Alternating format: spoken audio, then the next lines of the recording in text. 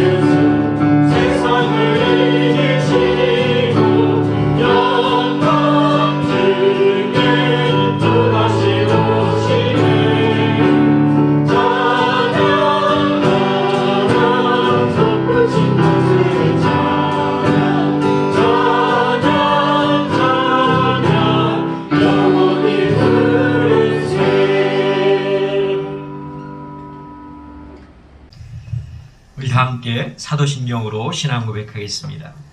나는 전능하신 아버지 하나님 천지의 창조주를 믿습니다. 나는 그의 유일하신 아들 우리 주 예수 그리스도를 믿습니다.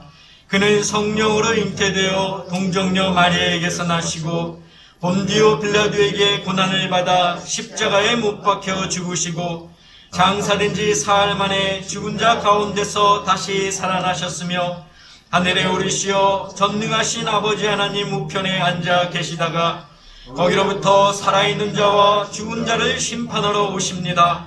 나는 성령을 믿으며 거룩한 공교회와 성도의 교제와 죄를 용서받는 것과 몸의 부활과 영생을 믿습니다. 아멘.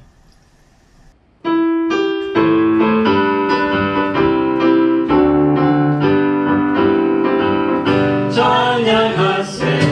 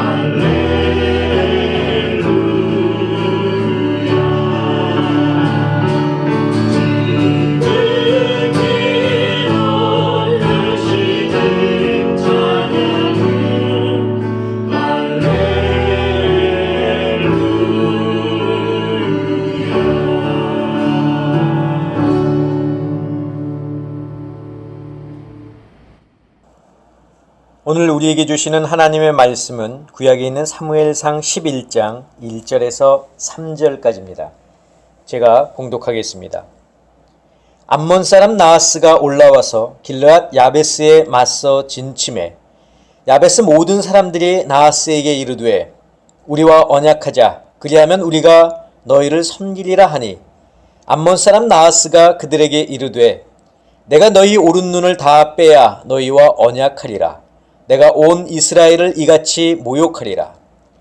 야베스 장로들이 그에게 이르되 우리에게 이랫동안 말미를 주어 우리가 이스라엘 온 지역에 전령들을 보내게 하라. 만일 우리를 구원할 자가 없으면 네게 나아가리라 하니라. 아멘. 기도하겠습니다.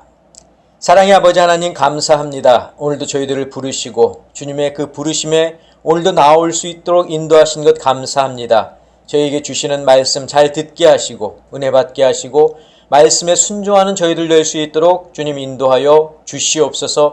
예수 그리스도의 이름으로 기도하옵나이다. 아멘. 사랑하는 성도 여러분, 지난 한 주간도 우리가 주님의 은혜를 누리시고 또 말씀에 순종하는 삶을 사셨습니까? 우리가 이 땅을 살아갈 때 주님의 말씀이 바로 우리의 생명의 말씀이 되는 것을 여러분들 믿으시고 그 말씀에 항상 순종하는 저희들 모두가 될 수 있기를 간절히 부탁을 드립니다. 자, 우리는 지난주에 하나님이 사울을 이스라엘의 왕으로 부르실 때 하나님의 부르심에 대한 내적 소명 그리고 또 외적 소명에 대해서 말씀을 들었습니다. 자, 이 중 한 가지의 소명만으로 하나님의 부르심에 응답하기보다는 두 가지의 소명이 다 있어야 그것이 진정한 하나님의 부르심으로 볼 수 있다라는 그런 말씀을 드리면서 만약 하나님께서 우리를 부르실 때, 나를 부르신다면 우리는 주저함 없이 그 부르심에 순종하는 자가 되어야 할 것이다 라고 제가 말씀을 드렸습니다. 자, 오늘 우리가 함께 읽은 본문은 암몬 족속이 요단 동편에 있는 이스라엘의 이 길르앗 야베스를 침략하려고 지금 진을 치고 있는 상황입니다.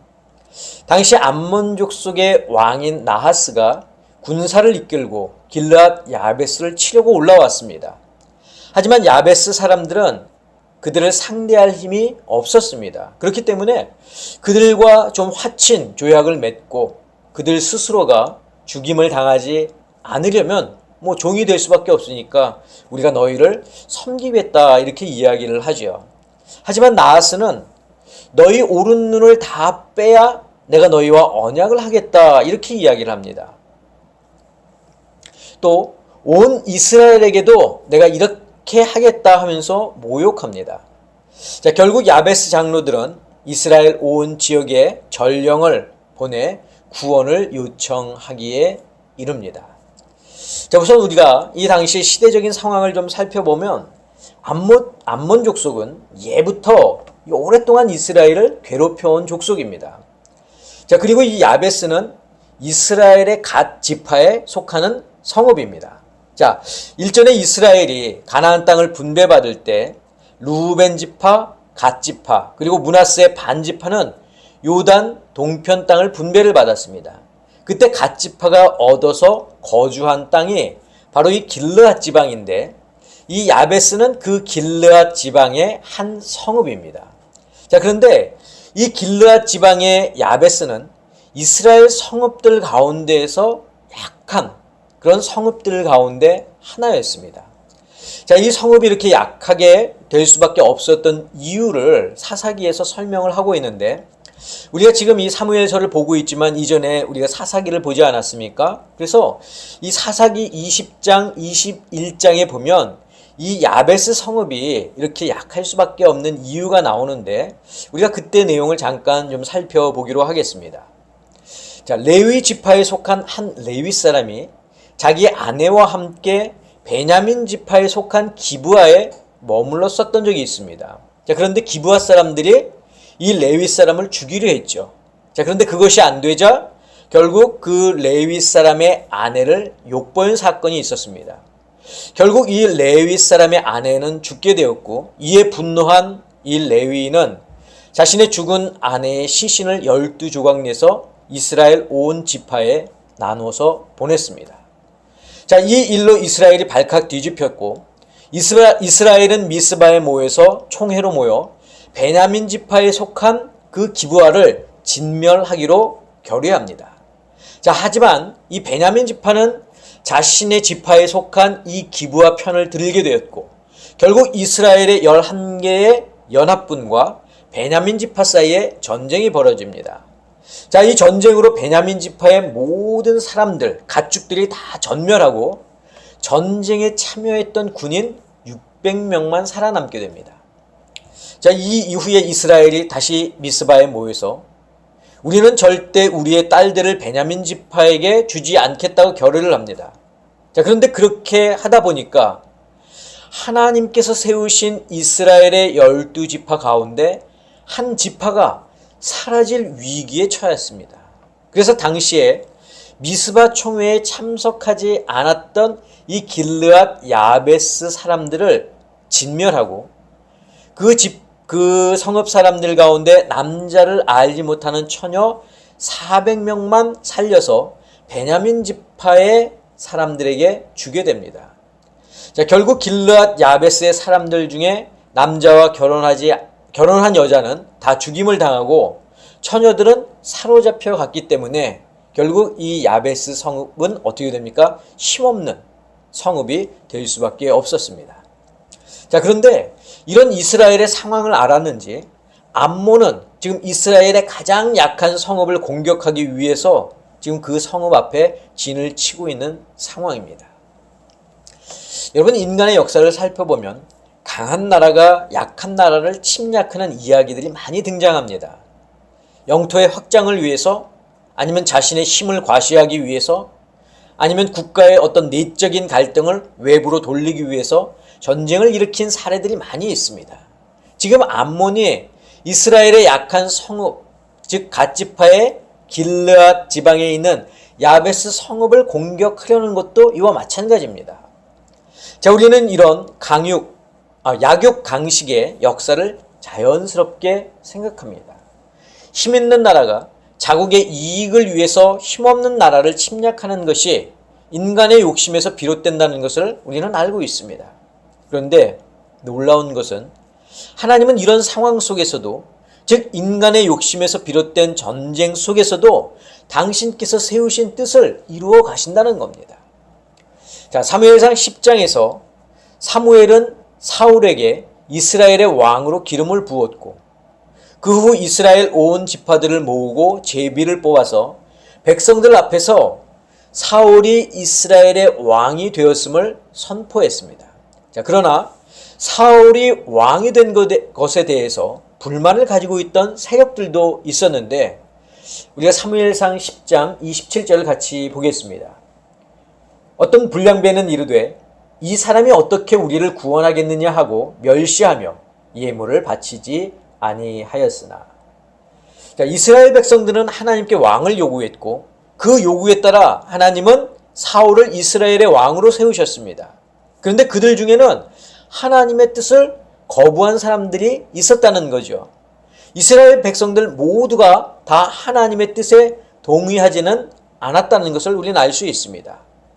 자, 이들이 왜 사울을 이스라엘의 왕으로 저희들이 세우는 것을 반대했는지 알 수는 없지만, 하나님은 사울이 이스라엘의 왕으로서의 자격이 있음을 보여주시기 위해서 암몬이라고 하는 이 족속을 선택하신 겁니다.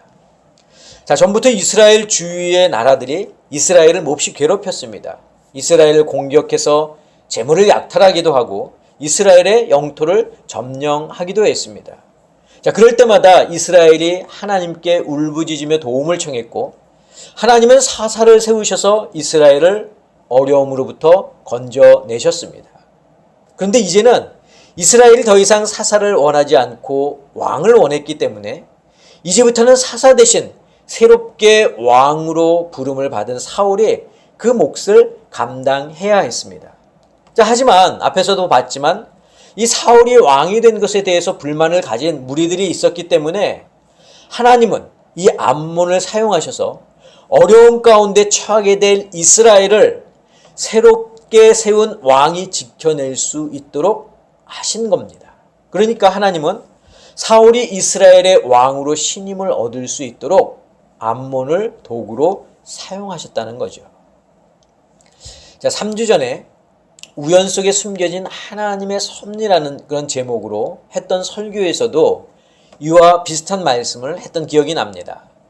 자, 하나님은 사울이 사무엘을 만날 수 있도록 아버지가 기르던 암나귀들을 잃어버리게 하셨고, 사흘 동안 찾다가 결국 포기하고 집으로 돌아가려 했을 때 한 사환이 제 안에서 근처에 있던 성읍에 들리게 되었고, 그곳에서 사무엘을 만났는데, 이것이 우연처럼 보일 수 있지만 사실은 모든 것이 하나님의 계획이요 섭리였다고 제가 말씀을 드렸지 않습니까?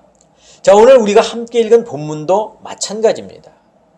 역사 속에서 흔히 있어왔던 수많은 전쟁 가운데 하나로 아무도 기억하지 못할 이스라엘과 암몬의 전쟁을 통해서 하나님은 당신의 뜻과 계획을 이루어 가신다는 겁니다. 세상 사람들은 이스라엘과 암몬의 전쟁이 늘 그래왔던 것처럼 강한 나라가 약한 나라를 공격해서 영토를 확장하고 조공을 받으려는 인간 역사의 한 부분 정도로 생각하고 말할지 모르지만, 그리스도인이 보는 관점은 다르다는 겁니다. 그것은 하나님께서 인간의 역사에 개입하셔서 당신의 뜻하신 바를 이루시려는 놀라운 섭리라는 거죠. 자, 이런 하나님의 섭리는 다른 부분에서도 나타납니다.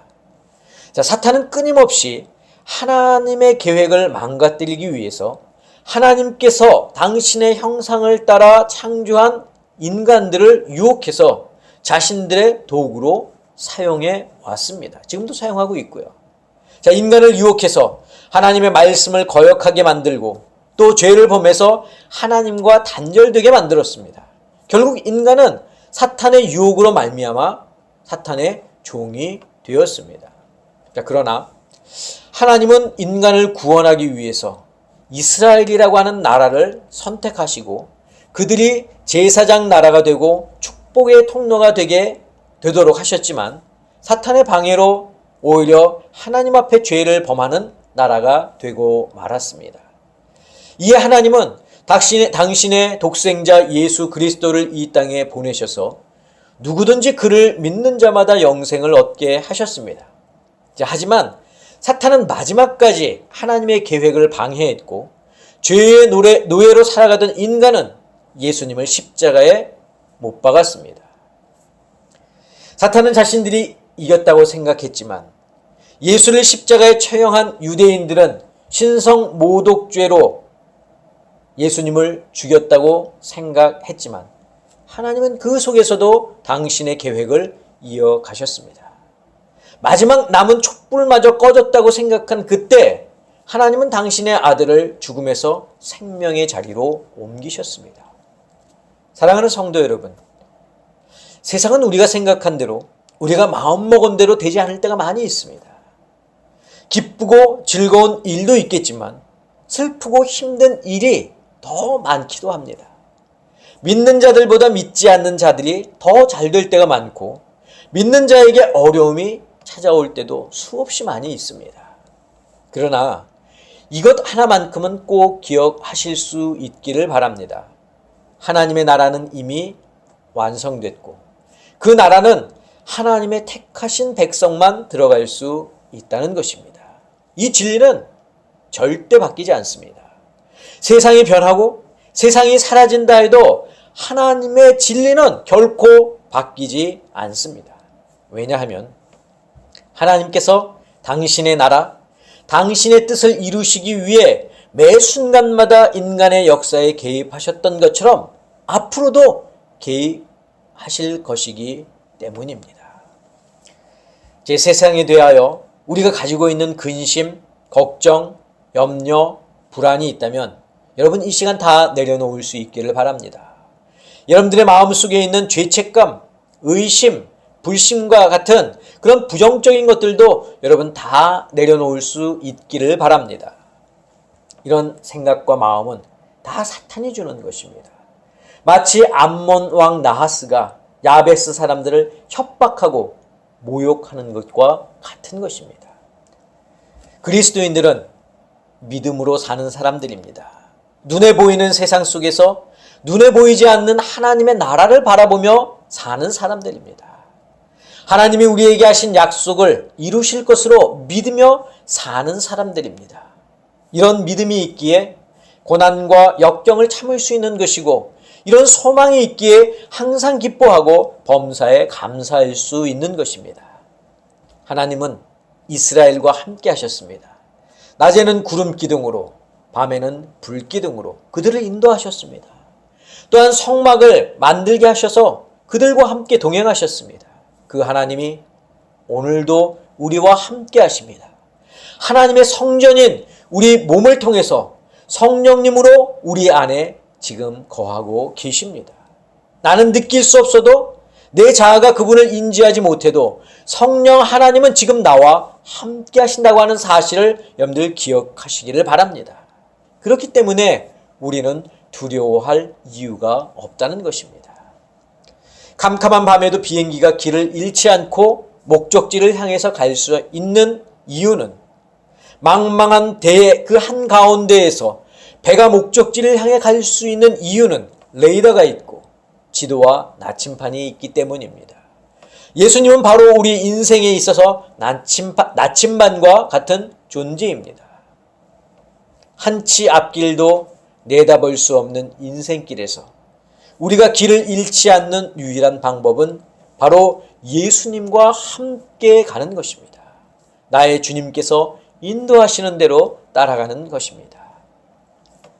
노도 없고 키도 없는 방주 안에서 노아는 하나님이 이끄시는 대로 모든 것을 맡겼습니다. 십자가의 죽음이라고 하는 막다른 길에서 예수님은 모든 것을 하나님께 맡겼습니다.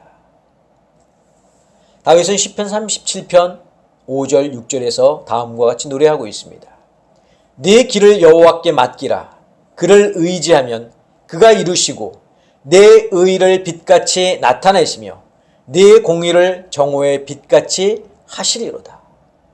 자, 사도 베드로도 베드로전서 5장 7절에서 다음과 같이 말하고 있습니다. 너희 염려를 다 주께 맡기라. 이는 그가 너희를 돌보심이라. 사랑하는 성도 여러분, 저는 여러분들이 주님의 뜻을 바라볼 수 있기를 간절히 바랍니다. 육신의 눈으로 세상을 바라보는 것이 아니라 믿음의 눈으로 세상을 바라볼 수 있기를 바랍니다. 그리고 우리를 향하신 하나님의 놀라우신 계획 속에서 그분의 섭리를 바라보며 하나님만 찬양하고 예배하는 저희들 모두가 되시기를 주님의 이름으로 간절히 축원합니다. 기도하겠습니다. 사랑의 아버지 하나님, 인간의 수많은 역사 속에서 하나님은 그 역사 가운데 개입하시고 또한 그 속에서 당신의 뜻을 이루어 가시는 분이신 것을 저희들이 믿습니다. 그 하나님께서 오늘도 성령 하나님으로 내 안에 계시는 줄 믿사오니 우리가 육신의 눈으로 세상을 바라보는 것이 아니요 영의 눈으로 믿음의 눈으로 세상을 바라보며 우리를 인도하시는 그 하나님과 함께 더불어 나아가는 저희들 모두가 될 수 있도록 주님 인도하여 주시옵소서. 이제는 우리 주 예수 그리스도의 은혜와 하나님의 그 크신 사랑하심과 성령님의 역사하심이 믿음의 눈을 가지고 세상을 바라보며 나아가기를 소원하고 소망하는 사랑하는 당신의 성도들 머리 위에, 저희들의 가정 위에, 건강 위에, 자녀들 위에, 직장과 사업과 일터 위에 지금부터 영원까지 함께하옵시기를 간절히 축원하옵나이다. 아멘.